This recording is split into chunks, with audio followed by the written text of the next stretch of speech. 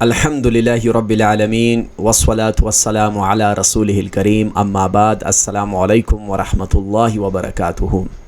دوستو، اللہ تعالیٰ اور اس کے رسول پر ایمان لانے میں یہ بات بھی شامل ہے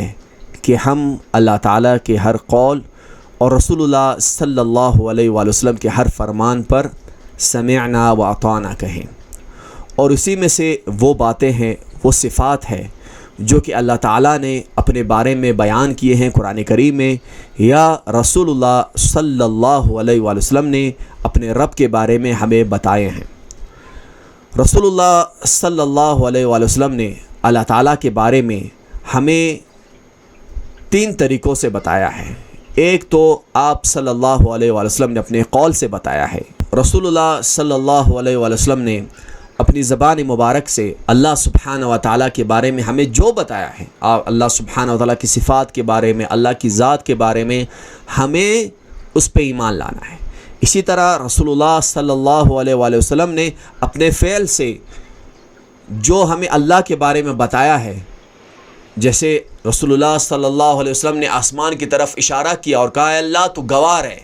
تو رسول اللہ صلی اللہ علیہ وسلم اپنے فعل سے ہمیں بتا رہے کہ اللہ سبحانہ و تعالیٰ ہر چیز سے اوپر ہے۔ اور پھر رسول اللہ صلی اللہ علیہ وسلم نے اپنے اقرار سے، یعنی آپ کے سامنے کسی نے اللہ سبحانہ و تعالیٰ کے بارے میں کوئی بات کہی اور آپ نے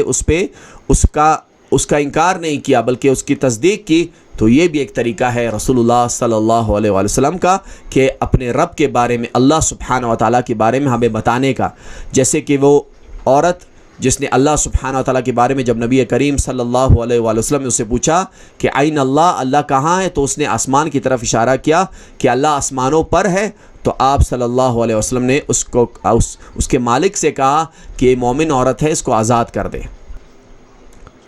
تو اس طرح اللہ تعالیٰ کے بارے میں رسول اللہ صلی اللہ علیہ وآلہ وسلم نے ہمیں جو بتایا ہے، ہمیں اس پہ ایمان لانا ہے، بلا تحریف، بلا تعطیل، بلا تیقیف اور بلا تمثیل۔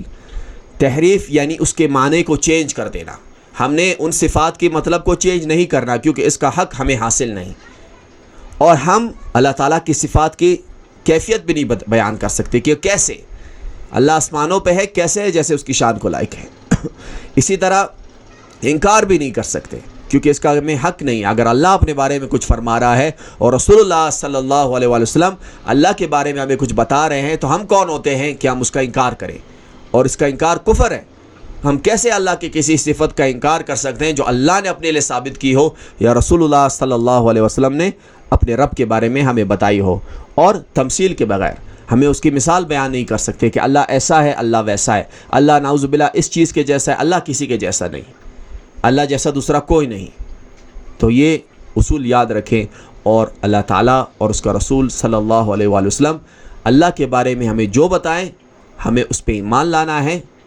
اور ہمیں اس میں اپنی طرف سے کوئی چیز نہ کم کرنی ہے نہ اضافہ کرنا ہے۔ اللہ تعالیٰ ہمیں صحیح معنوں میں اسلام کو سمجھنے اور قرآن و سنت کے مطابق اس پہ عمل کرنے کی توفیق عطا فرمائے۔ وآخر دعوانا ان الحمدللہ رب العالمین، والسلام علیکم ورحمۃ اللہ وبرکاتہ۔